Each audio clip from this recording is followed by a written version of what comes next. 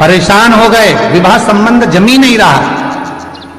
किसी भी बुधवार के दिन तांबे के कलश में चने की दाल को भर लीजिए, किसी भी बुधवार, और तांबे के कलश में चने की दाल को भर लो, उसमें 2 गोल सुपारी रख लो, पूजन वाली सुपारी रखकर 2 सिक्के उसमें रख लो, पीले कपड़े से मुख बांध दो, उसका पूजन करो बुधवार के दिन भी, और गुरुवार के दिन उसका पूजन स्नान करने के बाद करना। पर घर में किसी से बात मत करना, मुख से शब्द मत बोलना, मुख झूठा मत करना।